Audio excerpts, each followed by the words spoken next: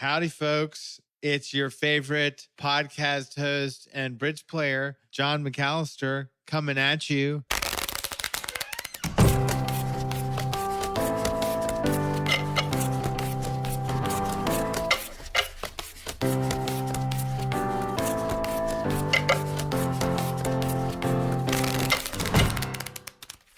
Today, we've got two members of the 2020 Collegiate Bowl champion winning University of California, Santa Barbara Overbidders Anonymous bridge team, Danning Liu and Andrew Rowberg. When Andrew got to UCSB in 2017, there was no bridge program, and they almost didn't have a Collegiate Bowl last year because of COVID. So he put together a bridge team and a championship winning bridge team where he had to make up the tournament in part. And they knocked off the Titans of Georgia Tech. And I tell you what, Andrew just completed his PhD, and this guy is impressive. He is sharp. If you're looking for somebody who studies materials to hire, he's your man. He gets back to me on time. Anyway, Danning is in a different category. He's just looking for somebody who wants to pay him to do what he wants to do, which I think is a great idea. So we're going to keep track of Danning, and we're going to keep track of Andrew. And I hope you enjoy this episode. So I'm excited to have Andrew and Danning from the current ACBL Collegiate Championship winning University of California, Santa Barbara Overbidders Anonymous team here on the pod. Andrew has not listened to any episodes, which we're not going to ding him too badly for, other than to make it known here in the intro. Welcome, guys. Thanks, John, for the nice introduction. It's good to be here, and I look forward to listening very soon. So, Andrew, my understanding is that you started this bridge club. You're a grad student. Actually, Richard Jeng told me that you graduated, or that you've maybe graduated is not the correct way to say it, but he says he extends his congratulations to you on completing your PhD. Mm-hmm. So congratulations. Thank you. Just defended that last week. So this is good timing. A little freer now. How did the defense go? You know, not too complicated. Once you get to this point where your advisor thinks you're ready to defend, you probably are. They try so how many years ago did you start out at UCSB? I started here in 2016 in September. So it's going to be 5 years ago this coming fall. And did you start the Bridge Club immediately? No. So the story of the Bridge Club, well, first of all, when I was deciding where to go to grad school, I definitely looked at a bunch of places that did have bridge clubs, just because that's a hobby I've had since I was in high school, and I thought it would be fun to keep up. But ultimately, I ended up going to UCSB, where I knew coming in there wasn't a bridge club. So I thought, well, okay, I'll put bridge in the back burner for grad school and maybe come back to it in several years, like so many people do.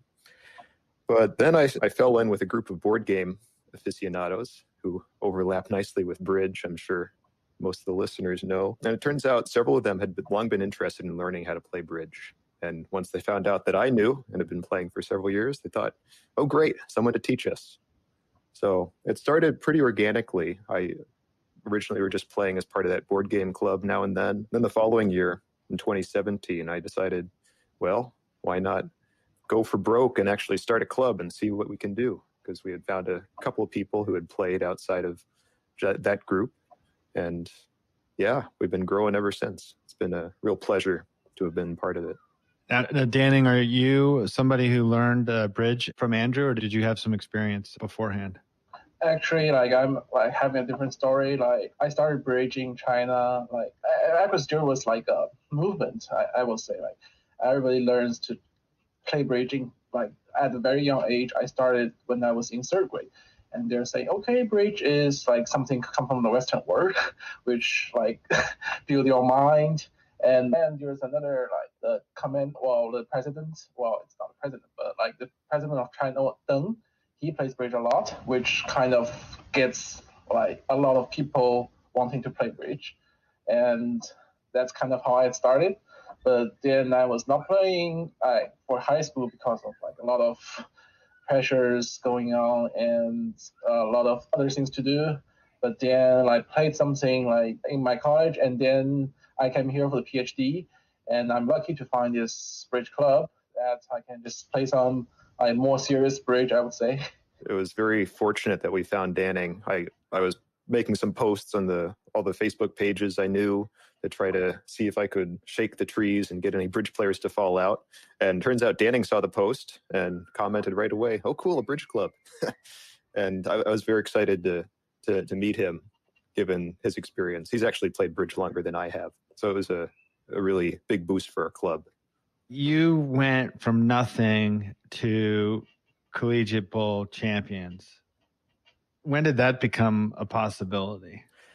Well, we started competing that first year. So we would have started the club in 2017, and our first Bridge Bowl appearance was in 2018. And I thought we had a pretty solid team. Most of our players were people I had taught, with the exception of Danning. And we had some pretty good success in our first experience. We ran into a Berkeley team, unfortunately, that was pretty darn stacked. It was back when Kevin Rosenberg was around. But we had a good showing, especially for our first year, and that made me optimistic. Year after that, we got another very experienced bridge player to join our team, actually someone who had played in Turkey on their international team. And we had delusions of grandeur for that summer, I suppose. Unfortunately, not to be. Ran into some problems, I think, in terms of how we put our pairs together. Also ran into that Berkeley buzzsaw. But yeah, last summer, I knew we had some pretty good pieces.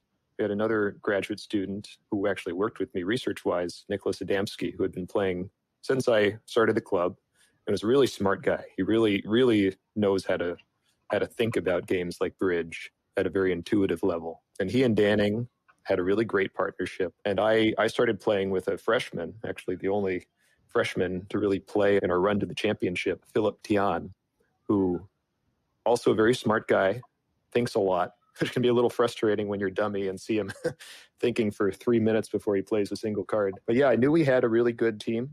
We had the pieces to go. It's just, a lot of the game is luck, getting the right hands and knowing what to do with them. And last summer we did. Danning, do you remember how you found out from Andrew, or how you found out about this Turkish player? What do you remember what that was like? The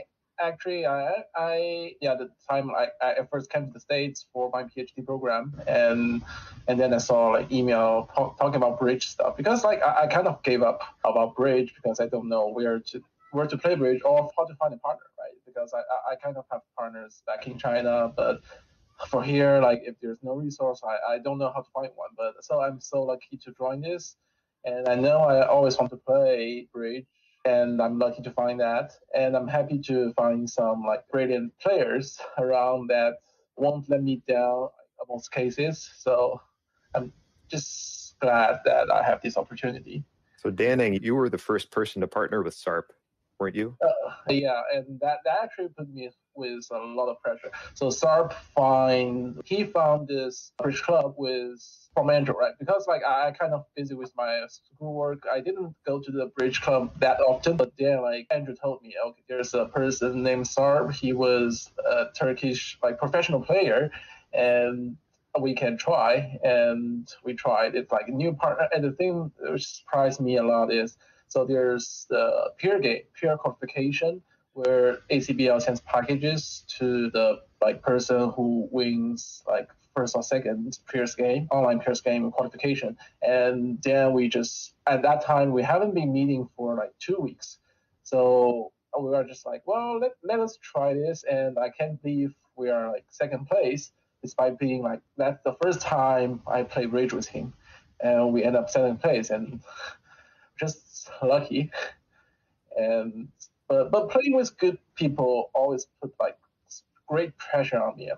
I'm not as casual as I am playing, for example, with Andrew, because I know if I make a silly mistake, that's not gonna do good. So this Turkish fellow, he played professionally before? I don't think it was professionally. Sarp Kurgan is his name. He went to college in Turkey, and while he was there, he played bridge, and he got really good and joined, I think, the under 21 or under 25 team, played in a lot of international competitions. So he was well seasoned. Actually, the story of how we met him is pretty funny. We were just playing lunch one day in the graduate student lounge, and this guy comes up and says, "Oh, can I watch?" We'd never seen him before, and we just happened to be there in the right place at the right time. And yeah, turns out he was a real pro. And so he said, "Oh, are you guys playing bridge?" Yeah, he recognized it. Game knows game. And what year was this? This was in 2019. Yeah, I think we would have run into him sometime in March 2019. And the tournament that Danning was talking about, this Paris game, where they were awarding money to go to the NABC. Yeah, we met him a couple of weeks before that tournament, and the turnaround was really convenient. How often were you guys playing? Like from the start in 2017? Like what was the regimen? So on a club level, we have weekly games that are just more casual, aimed more at teaching people, just playing for fun. On top of that, though, those of us who are more competitively inclined, Danning and myself, and also Nicholas Sarp, we would also play at the downtown club in Santa Barbara pretty regularly. Danning, do you remember the first time we played? I remember. I was about to say that. So at that time, I think, Andrew, we were like first time like partnerships, and yeah, I'm like very aggressive. I just went to a 6 spades contract, which is like 3 tricks short. I'm like, oh dear. And then, of course, the leading gave us like 1 trick immediately, but I'm still 2 tricks short. The 3-3 break saves me 1 trick. And then I know my strategy, right? I just count, okay, and I count all my winners and play them super fast. After the first trick, I played them super fast, and turns out they discarded the wrong card. It's not a squeeze at all, but I played that. I pretend that it's a squeeze, and they fall into the trick, and we made the 6 spades. I think it was a pretty good game in the end, 67%. So Danning definitely has beginner's luck. But yeah, we've been doing a lot of games downtown. Obviously not this past year, but then also a lot of college games, just casual matches against other schools, but also the big tournaments they run every spring, which decide who gets to go to the NABC, who gets money to do so. And so, what happened because of COVID? Like, how did that shake out? Because it seemed like I read that you were involved in organizing. Like, they maybe weren't even going to have it, but you kind of were involved in making that happen. Yeah. So we were really looking forward to going to Montreal. We had money for 2 people to go, and we would have found a way to get a team there one way or the other. So it was really disappointing when they canceled it. But after a couple weeks, I want to say it was probably around April 2020, there was some talk on this College Bridge Players Facebook page that we have about trying to do something ourselves. Because why not? Everyone's stuck at home. Everyone really wanted to go. Why not make something out of nothing? So we started organizing it on some video calls. I'd say the folks at Georgia Tech were probably more heavily involved, but I and this other fellow from Washington University in St. Louis helped organize, reached out to people, and I think we put together a pretty fun event. It was a lot more. I'd say it's a bit more like the World Cup of bridge, in terms of we had qualifying matches that you could play whenever you wanted that led into a knockout phase. It was a lot more bridge than you'd ever play at a bridge bowl, where they just try to pack it all in over a day and a half. So I was really happy with how it turned out. So you beat Georgia Tech in the semifinals. Were they kind of the favorite, perhaps? Yeah. Do you want to talk about Georgia Tech, Danning? I just remember the thing, so me and Nicholas, we are the fast players, and we always finish the board earlier, and we have live Twitch for these events, and they are 30 minutes late. And when we finished that, we just watched that Twitch and saw a lot of bad boards. And actually, the thing is, on the day of the final, actually, I think one day before the day of the final, we told Nicholas, well, we have this final. And he said, what? Why are we here? Andrew, remember that? Yes. He had completely given up. The last 2 boards we played against Georgia Tech were both slams that Nicholas played, and he went down on both of them. Last one he should have made. That's another story. And yeah, for a week he had no idea that we had actually won the game. Oh my God, you serious? Yeah, he was quite happy with us for pulling it together. But yeah, Georgia Tech, they've always been a really strong program. I mean, Richard obviously has a lot of international experience. And Richard Jeng, yeah. that is for the listeners. Yeah, a really strong player. And they have a bunch of people who have been there for a very long time who are really dedicated to the game. We knew they'd be a tough opponent, but I also felt like we stacked up pretty well against them. Their players are all competent. I think our players are all pretty competent too, especially at that point in the event. They also have a pair that's extremely aggressive, much like Danning and Nicholas. So with aggressive players who tend to go for those big swings, big slams out of nowhere sometimes, there's a lot that can happen. And it was a very swingy match. We were ahead by 5 after the first 16 boards. It was a 32 board match. Yeah. And then we quickly went down big by like 26, about 5 or 6 boards into the second half. And we were down by about 26 with 5 boards left to play, which is a pretty big margin. Yeah. And then we proceeded to score, I think, 44 unanswered imps over the next 4 boards. It was a game that they didn't make, that our side made. Our side was in 3 clubs doubled, while their side was in 5 clubs doubled down 2, our side making. Oh, yeah, 3 clubs double making. Yeah. That one was a big save. 5 clubs double down 3, actually. Yeah. And what else? They let me make an impossible game where they didn't find the club rough that would have set me. And yeah, then they ended up in a 6 spades double down 3 where they were missing 5 spades offside, king, jack, 10, 9. Yeah, we made it up pretty fast. So didn't you say Nicholas went down in a slam on the last? He went down on 2 slams. But they were doubled and he wasn't, or something? The first one, he was down 2 and 6 no. And they were down 3 doubled and 6 spades. And the second one, they were also down 1 and 6. But the last board was actually a pretty exciting one. Let me just pull it up so I can. So the safety play, actually, like he went for the safety play that would prevent like a bad club break. But turns out the bad break is in diamonds, which is like even worse, and which kind of just gave up the contract. So yeah, so just for the listeners, Danning and Nicholas play precision system. I also play precision with Danning and Nicholas, but played 2/1 for the event. So Danning opens a strong club, and South jumps in with 4 clubs, which obviously should show a pretty distributional hand. And they find their way to 6 diamonds, which should make. North leads a club to his partner, who wins with the ace. And then South switches to a low heart, the 2 of hearts.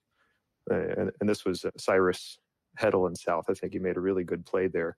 Because if you're switching to a low heart, looking at king, queen, little on dummy, that looks like it smells like a singleton. Yeah. It smells like a singleton. And Nicholas is very short on entries. He has Jack 5th of diamonds. All the other diamonds are small in his hand. And ace, king, 10 of diamonds on east. And his only entry would be the ace of hearts. So he needs to decide, is he going to take a diamond finesse since he's missing the queen? Or is he going to hope that hearts are not 4-1, which is what they look like, and actually try to get back to his hand after cashing an ace of diamonds to be safe? And he decides to play for the heart to be singleton. Unfortunately, it's not. And he takes a finesse, which loses to the stiff queen of diamonds in South, where he could have easily dropped it. He had an 8-card trump fit. You're saying, yeah, 8-card trump fit, and missing all he was missing was the queen. So obviously the 4 clubs made it a little hard to find what probably was their best trump fit, namely hearts. But even so, it was. I credit Cyrus on the play of leading a low heart, and I don't blame Nicholas at all for playing the way he did.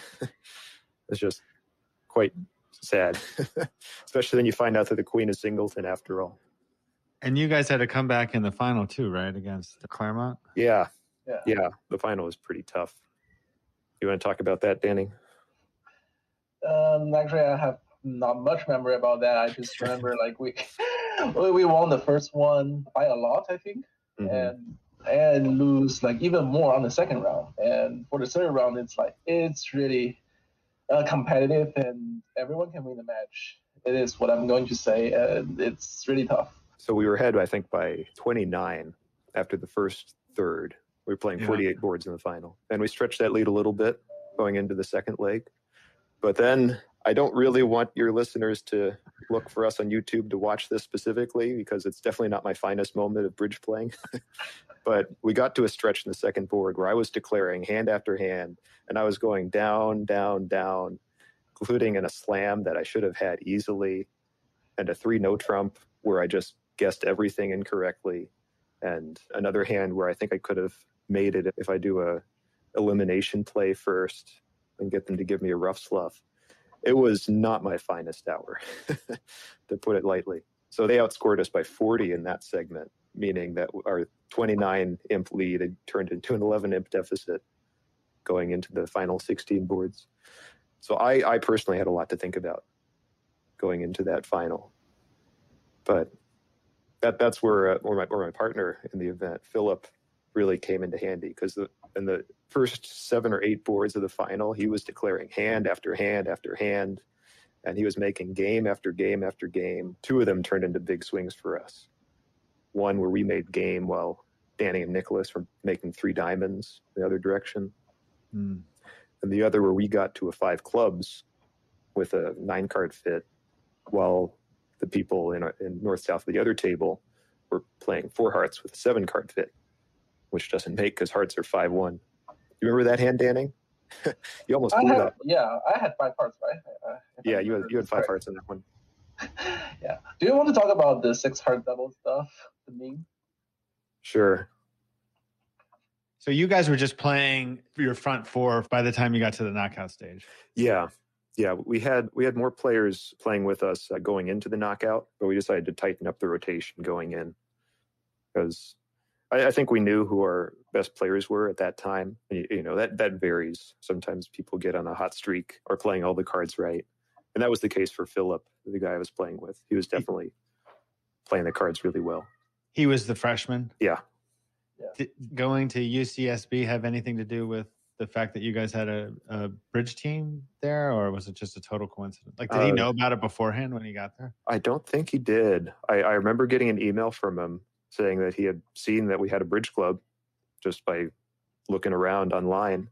And he was really happy to find us, because like Danning, he had also started playing in China and really enjoyed the game, even though he was a lot greener than Danning, hadn't played for as long. But he's a very smart guy, very, very thoughtful, very studious, and definitely eager to improve.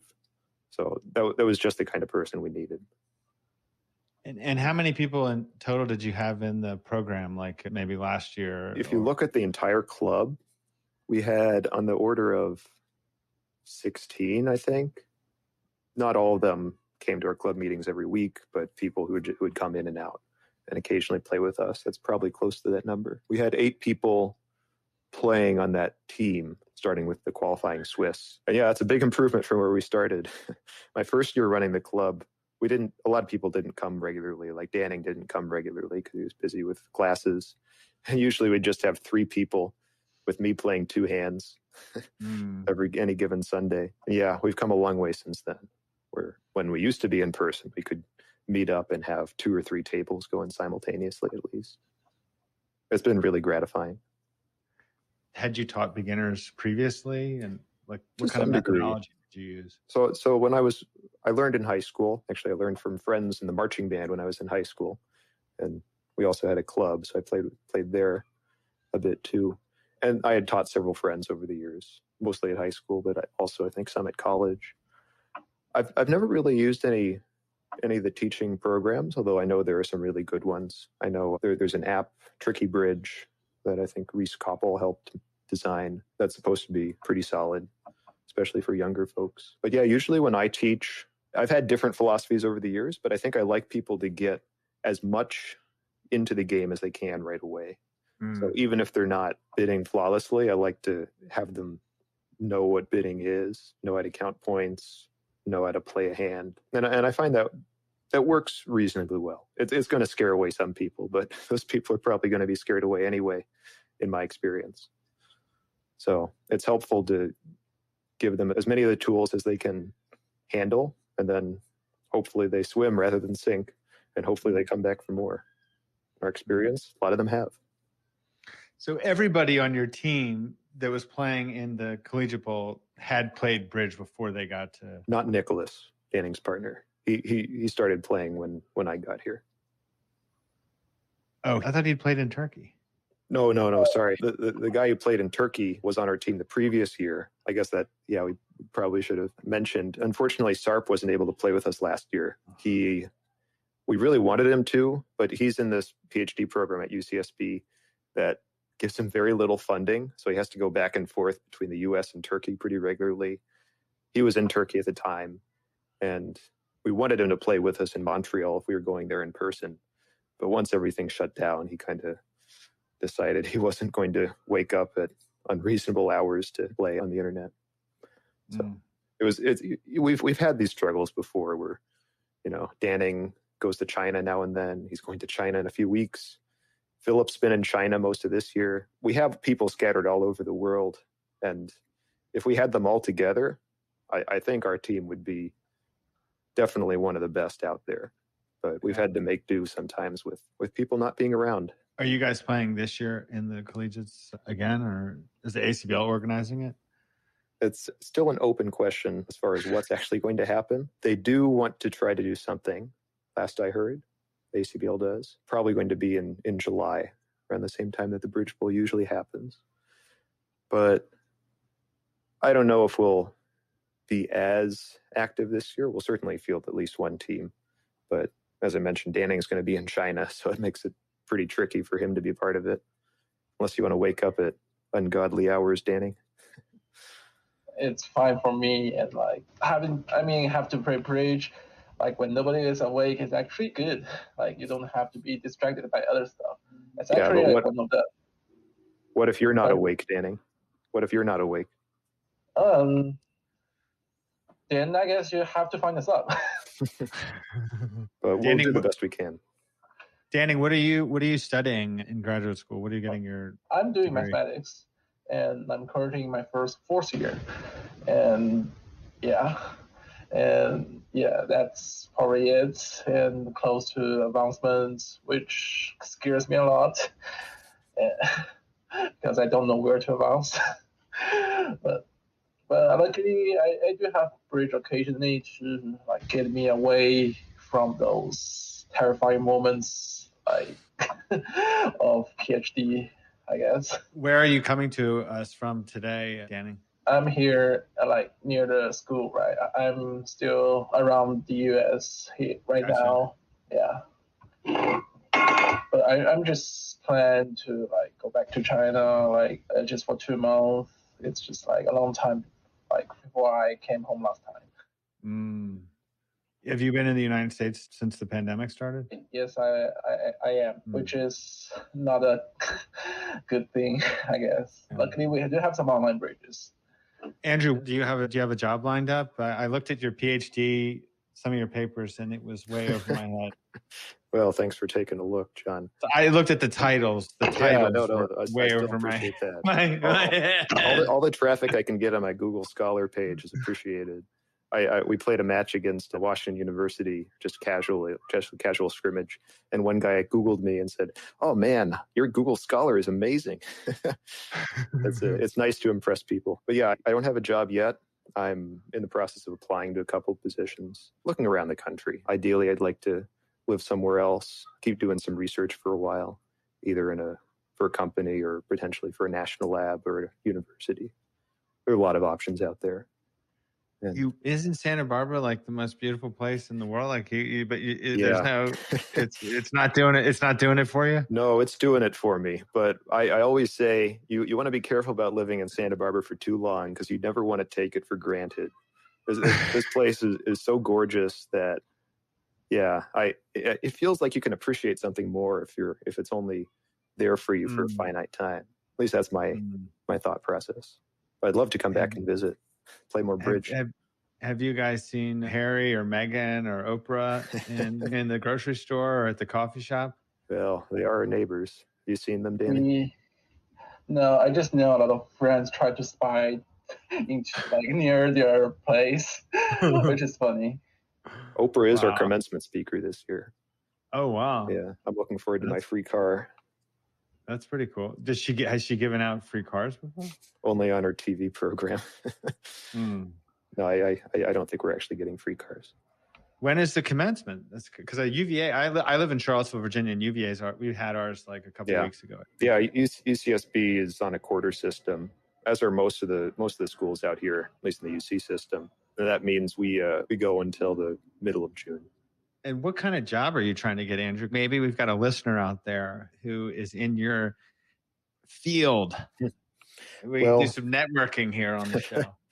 I would appreciate hearing back from anyone. I do computational material science, which means I study the properties of materials, specifically energy materials, using computer simulations. We use quantum mechanics. So we really dig deep, go to the atomic scale, density functional theory for anyone in the know out there. So you're talking about energy. You're talking about when I think of that, I think about I don't know, crude oil, or is that renewable energy, John? Renewable energy. Yeah, oil is the past. At least that's the hope. Most of what I've done in my PhD has been focused on hydrogen energy, which hasn't yet made it out to Virginia, sadly.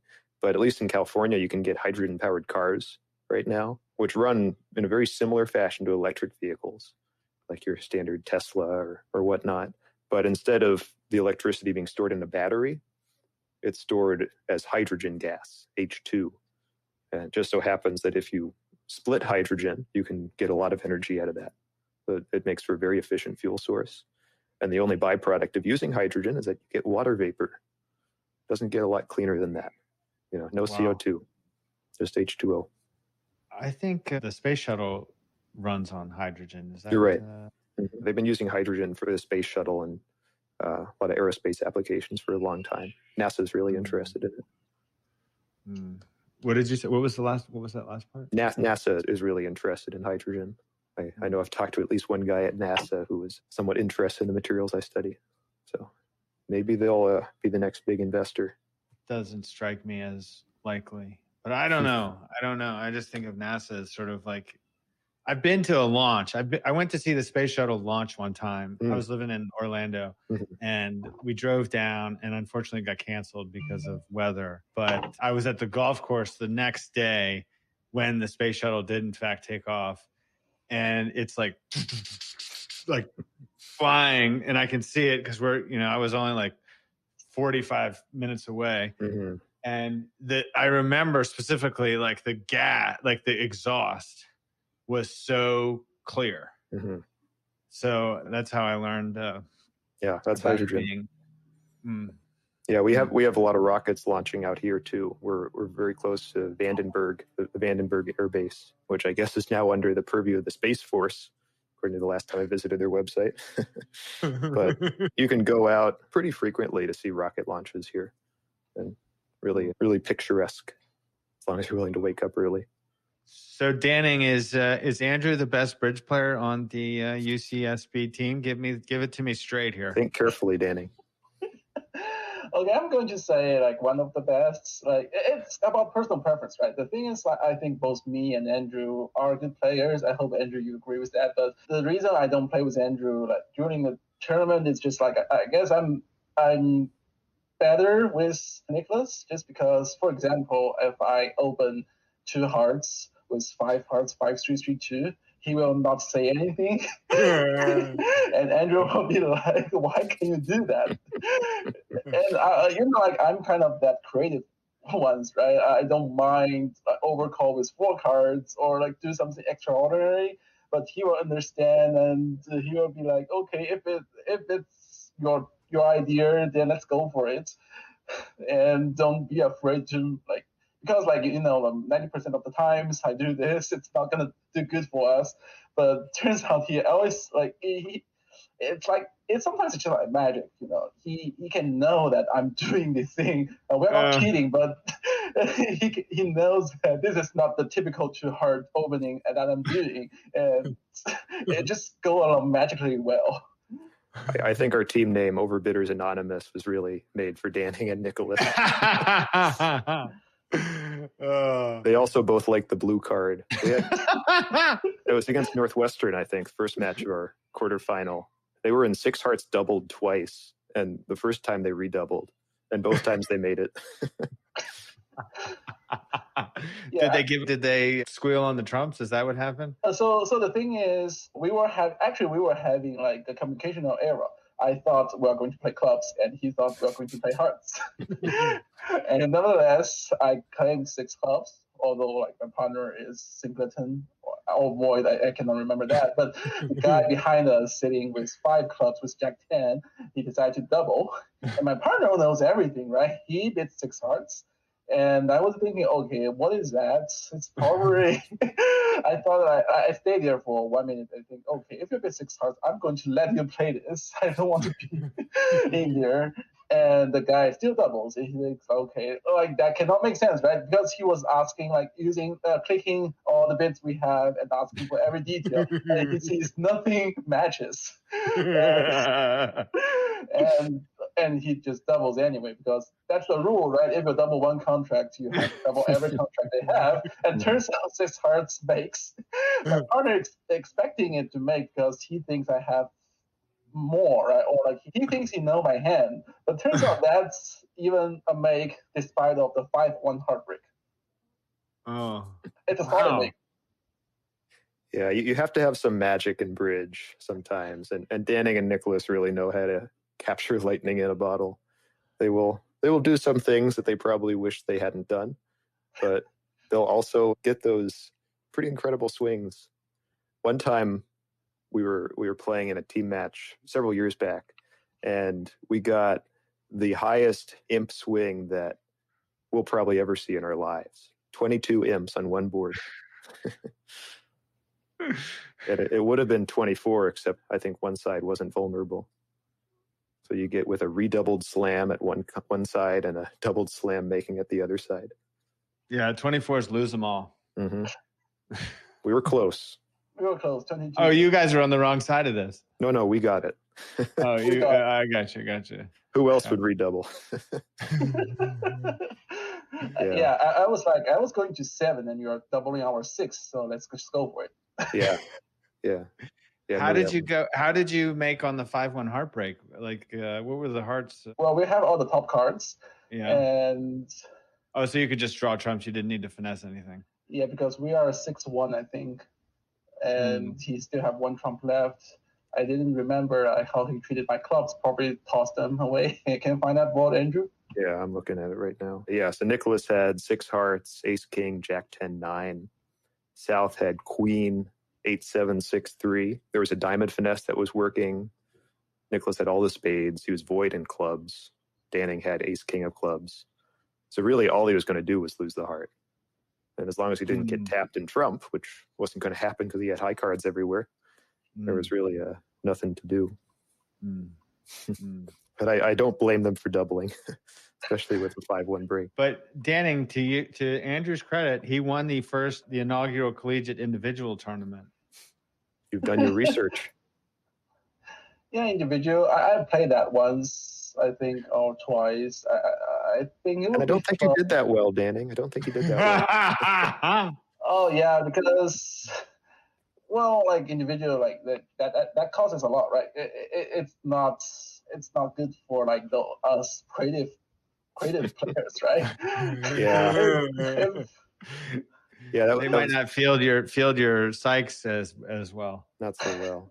Yeah, that was the first and the last time so far that I've played in an individual event. They never brought it back, but it was a lot of fun. I feel like I am probably better at playing with less experienced players. Certainly speaking. You're just trained for it, right? Because you get trained like this for every week in the bridge. Yeah. Yeah, I suppose I play with less experienced players pretty frequently when we have bridge club meetings. But you just have to know, there's psychology about it too. You have to know when to encourage people, when to push on them a little bit, when to let the opponents beat themselves. And I think I did that pretty well in that individual event. It was fun. Still got a trophy from it. How many days was that? That was 3 sessions over a day and a half. So the way they set up the Bridge Bowl that year was they had a Swiss qualifier for the knockout. This is 2019, right? 2018, actually. 2018. In Atlanta. We qualified out of the Swiss to get into the 8-team knockout, and then were promptly thwacked by Berkeley in the first round. Was not the best matchup, I have to say, especially since they had a professional team from Singapore at the other table, and Kevin Rosenberg at ours. And by the way, that's the reason we switched to precision. Yeah, we were inspired. But yeah, after we were bounced from the knockout, we dropped into the individual, which was 3 sessions, starting in the first session of the knockout and going 2 more sessions the next day while the other guys finished the knockout. Well, I mean, I've hired Kevin Rosenberg to play a number of tournaments, and he's a pleasure to play with. I mean, how much of a weapon is he in a collegiate? Man, everyone at the NABC is rooting for his team to win as much as possible in the spin gold so that he can't play in the collegiates. Unfortunately, he hasn't done it yet. And I guess it's a little too late now that he's graduated. But did we beat the Berkeley team on the Swiss 2019? Oh, yeah. Yeah, 2019, we beat Berkeley in the Swiss qualifier. They had a much worse team that year, mostly because those Singaporean guys had left. But with Kevin Rosenberg, they can put that behind them in a hurry. I think they snagged the 4th seed in the knockout, and they just blitzed their way to the championship that year. How many teams play in the qualifier last you played in it? It varies from year to year. The first year we did it in Atlanta, it was 11. Oh, 11, okay. I think it was 11. But 3 of the teams are from Georgia Tech because, they're in Atlanta anyway, so they have an easier time sending people. The year after that, it was, I think, more teams, maybe 12 or 13, but only 4 of them went to the knockout. So you've been in the program for 4 years, but then you have to say what you're going to study in order to, I don't know that I under. So it's like, well, I would just tell everyone, okay, I'm going to do some research in this area, and I have learned this, and that. And do you professors think that I'm able to do the research afterwards? Do I have all my requirements? Do I have everything I need? And if they say yes, then I'm a PhD candidate. That's so at the start of the program, you take a lot of classes. That's what Danning did his first year or so. And that's what I did too. But it really varies dramatically from program to program in terms of what the actual schedule is. For me, you start with research right away while you're doing classes. Then you have to do what's called a qualifying exam to make sure that you're actually good enough to stick around. And that's pretty much what Danning's talking about with advancement, just like proving his mettle. But for him, he hasn't been doing as much research up to now. So this is also more for seeing where he wants to go moving forward. Gotcha. And you guys qualified for the NAP together, is that right? I think that was like just right before the pandemic. We were so looking forward to go to, where is Nashville, right? I don't think it was. Ohio. Yeah, Columbus. Columbus, yeah. Yeah, we were so excited to go to Columbus, but they just canceled that. And we played this this year, I think. And we ended up in the 4th place. So close to getting on the newspaper. Yeah. Well, yeah, there was another junior pair ahead of us, 2 of the youngsters from San Francisco. We did okay. You guys were in Flight C, yeah. And you finished 4th in the national event. Got it. We've often done better. I mean, we're still. I'm just barely a non-life master at this point, and Danning's at about 300, 350 maybe. So he's got a little ways to go. So you are a life master, Andrew? I'm about 4 points away. So I will be at some point pretty soon. But yeah, we like winning. So, yeah, everybody does. There's nothing better. No, definitely not. I played my first live club game Tuesday. Oh, great. And it was in Austin, Texas, and it was at a man's house. He hosts the game in his house. And we still don't have results from the game, which I'm like, come on, man. I want to know if we won. I don't think we won. We had too much bad, but it's exciting to be getting back into like the, normal kind of being able to play bridge. Tell me about it. We're probably going to start meeting probably among the students here at UCSB within a week or 2, I'd say. Now that we're all vaccinated. You mean meeting in person to play bridge or like the bridge club at UCSB will probably start playing. And then I imagine the local bridge club will start soon after. How many of your bridge club members are ACBL members? Probably most of them. It's possible some of them have had their membership lapse, But the ACBL, and in particular, I have to give credit to the Collegiate program and Stephanie Threlkeld, who runs that. They're really good about supporting clubs and giving discounts for people to join the ACBL. So for the junior rate, which is just $5, we get that refunded for all of our, which definitely helps the ACBL membership, especially in terms of average age. But yeah, And they get the magazine, so then they're getting some exposure, to some thinking about. Well, they don't give you the magazine anymore if you're a junior, which I think is kind of silly. That's ridiculous. I know. When I first joined, when I was in high school, I was getting the magazine for 5 or 6 years. And after getting my first 1.5 master points in 2011, I went about 5 or 6 years before getting my next one. So I was just reading the magazine. Really, that was my only involvement with the ACBL. It was great. You learn a lot. Yeah. So what about Chicago Trading Company? They were sponsoring the collegiates. Was that part of a recruiting thing, or what was that?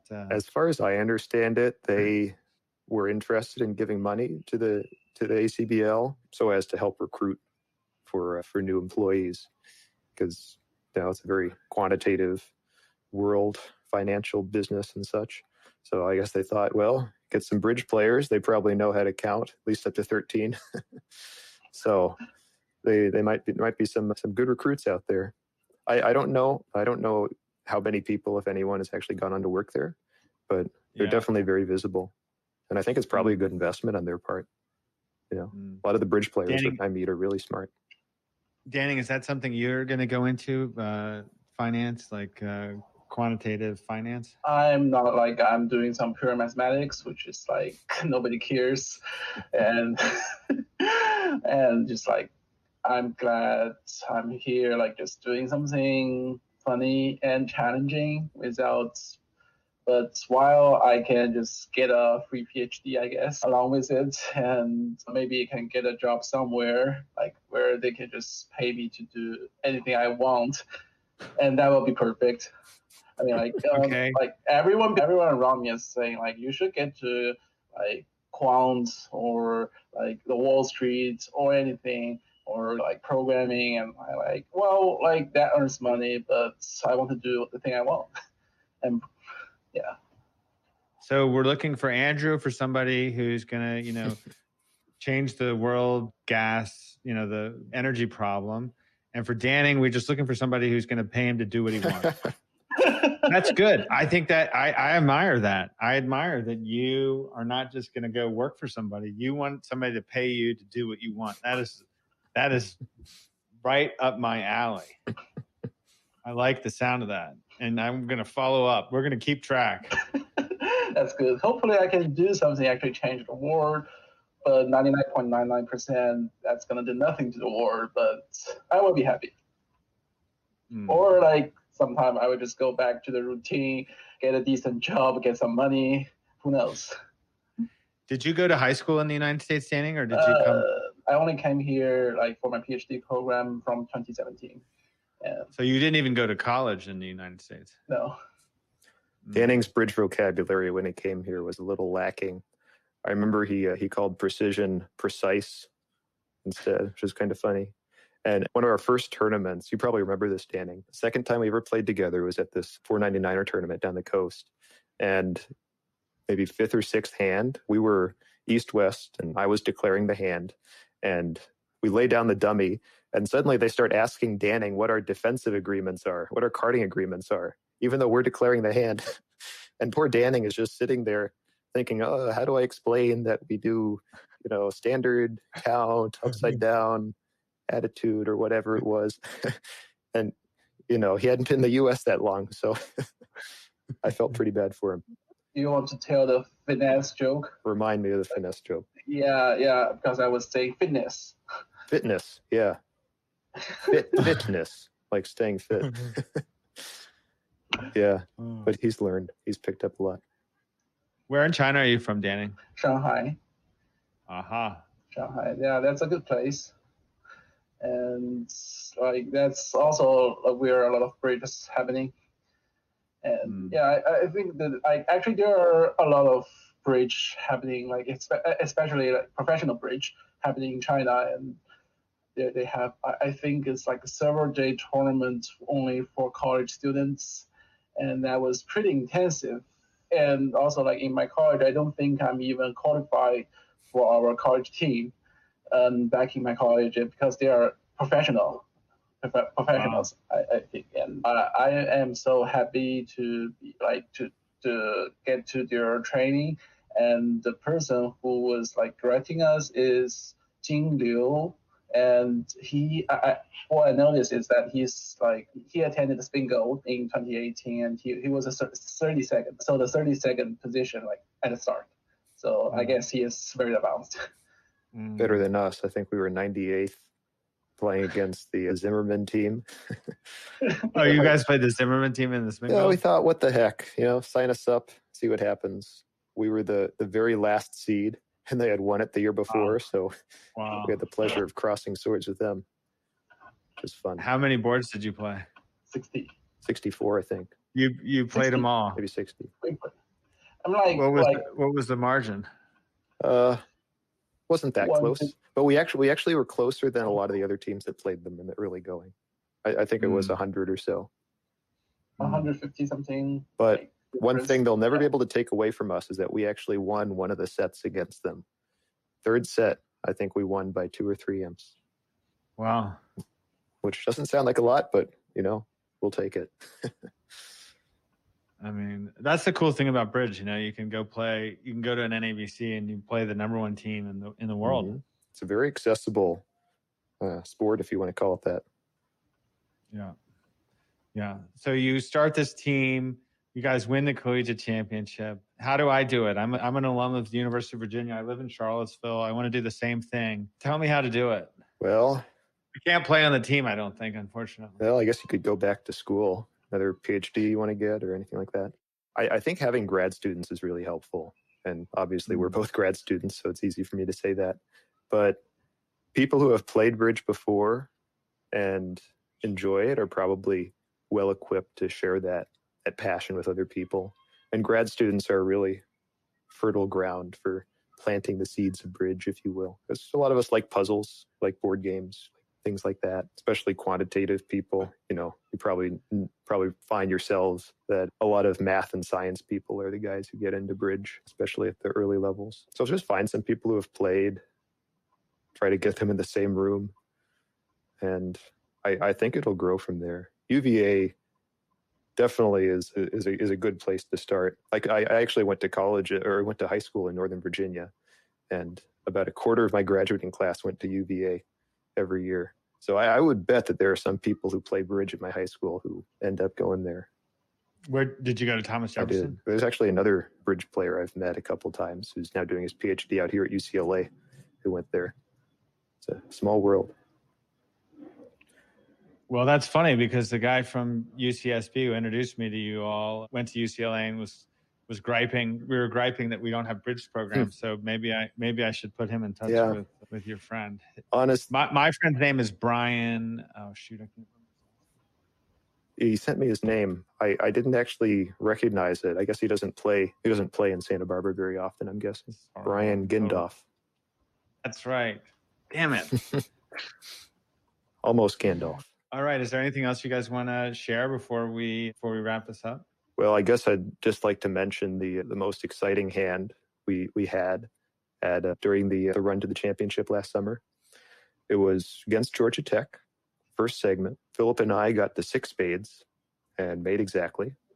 Pretty straightforward slam. Vulnerable, 1430. Other table, they also bid to 6 spades.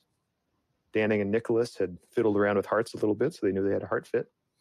Nicholas thinks for a while and decides to bid 7 hearts over the 6 spades, which is promptly doubled and passed around.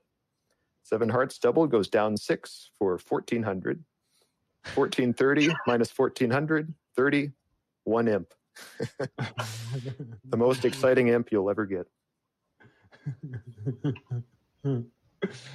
All right. Well, that's it. That sums it up. 1 imp, board a match. Mm-hmm. Don't ever let anyone tell you a single imp doesn't matter. Maybe you can send me the links for the deals that you mentioned. Sure. I'll do that. Okay, cool.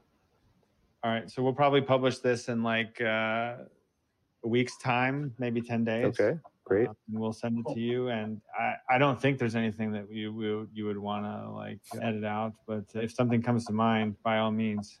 I think I refrained Let me from know. talking trash about any other bridge players too much, so probably none of that needs to be scrubbed. Should be fine. All right. Well, we're glad to have you in the bridge world, both of you, and it's great to see your efforts, pay off as they have, and maybe we'll get you to bake us some cookies sometime. Yes, I just got a no Trump shaped cookie cutter a few months ago. Very suitable.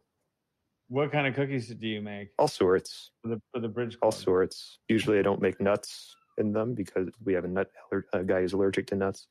But, chocolate chip, M&M, snickerdoodle, all sorts of things. I've been pretty creative. I'm a Toll House chocolate chip guy. How about you? Haven't tried them, have to confess. You don't make your chocolate chip cookies using Toll House and the Toll House recipe? I guess I'll have to from now on, huh? Well, you should at least try it. I will. I've never made, well, actually, that's not true. But I'm almost always making the Toll House recipe with the Toll House chips, I have to say. Oh, I also like to freeze mine. I like to put them in the freezer after they're done. okay. Extra chill. Well, I will. Danny, what's your favorite cookie that Andrew makes? Anything sweet, I guess. Although my doctor keep telling me not to eat anything sweet, but that's not gonna prevent me from going to Bridge Club. Well, so that was the hidden ingredient that you didn't include, Andrew, in the success of the Bridge Club. Your cookie baking. Yes, the secret ingredient. Lots of sugar keeps them coming back.